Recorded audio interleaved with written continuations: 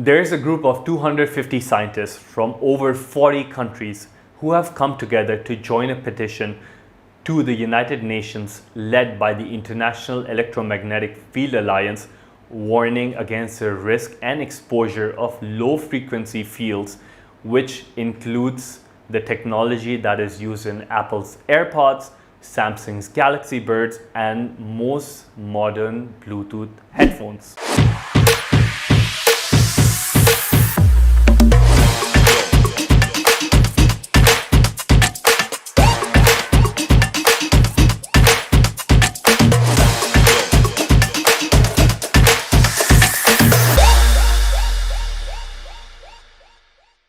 You see, I love AirPods. In my opinion, it's a genius product, and it's not just me, because Apple sold over 44 million AirPods when they were first introduced, and Apple sold over 55 million in 2019, and forecasts for 2020 were above 80 million AirPods. Together, Apple and Beats wireless headphones account for 40% of the wireless headphones industry. And in 2018, over 368 million headphones were sold worldwide.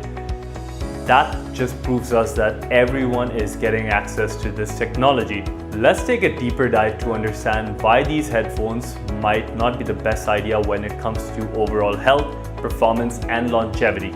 So, most headphones come under Class 2, which means that they can emit a signal up to 33 feet. The way these devices work is by using magnetic induction field, where a variable magnetic field from, let's say, one AirPod sends a signal via your brain to the other AirPod. Now, that itself is scary. But what happens when you expose animals to such low power radio waves? It causes them to have reproductive damage, neurological damage, and genetic damage. Let's look at what happens on the cellular level. These waves can shake up the atoms that build our cells. Moreover, the technology can open up the blood-brain barrier, which is an intelligent system designed by nature to protect us from unwanted particles and molecules by creating a barrier and keeping them outside our brain. Guess where all these headphones are placed? Right in the ear canal, which directly exposes the tissue in the head to increase levels of radio frequency radiation, weakening the blood-brain barrier. Now, let's jump into the biochemical side of it. Another way EMF or electromagnetic frequencies can harm us is by activating voltage-gated calcium channels, or VGCCs, which are often found in the outer membrane of our cells. Once these are activated, there's a huge influx of calcium that is driven into the cell, which stands somewhere about 1 million calcium ions per voltage-gated calcium channels. Driving excess calcium into the cell increases the level of nitric oxide and superoxide. While nitric oxide has some beneficial properties, I usually recommend people to increase their nitric oxide production by going into the sun, exercising, or doing some deep nasal breathing.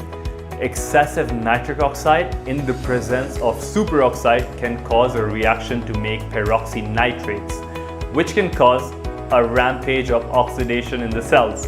Remember, excess oxidation means faster aging, and peroxynitrates do this by breaking down into reactive nitrogen species and reactive oxygen species, which often include hydroxyl radicals, carbonate radicals, and NO2 radicals. All of that do massive damage when it comes to the human body and does a lot of changes, such as disruption in mitochondrial function, accelerate aging, or increase chronic stress. Now, if all of those things seem very complicated, let me simplify it for you. If you always sound like, I am tired most of the day, I cannot sleep properly, I cannot focus, I am low and upset, this could be because of excess influx of calcium through the voltage-gated calcium channels. Now that we understand what the problem is, let's look at ways to hack it. So when I first learned about all of this, I decided to switch to a wired headphone in order to save me from the harmful EMFs. But I soon realized that that wasn't the solution. You see, headphones have to be plugged into a signal source, which is usually our mobiles or the radio. The signal that travels from this source has to be converted into an electrical signal, which increases the risk of extremely low-level frequency radiation. This is a better solution than Bluetooth headphones, but still puts you on a risk of some level of radiation around the ear canal and the head. I have now started using a class of headphones also known as the AIRTUBE headsets.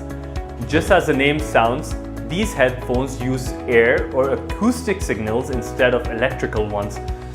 Most AIRTUBE headsets are without metal conductors, so that drops the risk of electromagnetic frequencies even further. I hope you're now better aware than I was a few years ago about the wireless technology.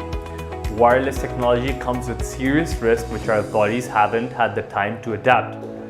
There are many strategies to mitigate all of these risks from non-native EMF. For today, ditch the wireless headphones and switch to a wired or AIRTUBE headsets. If you found this video interesting, please like and subscribe to my channel and also share it on your social media pages. This helps me gain more visibility and motivates me to produce content like this.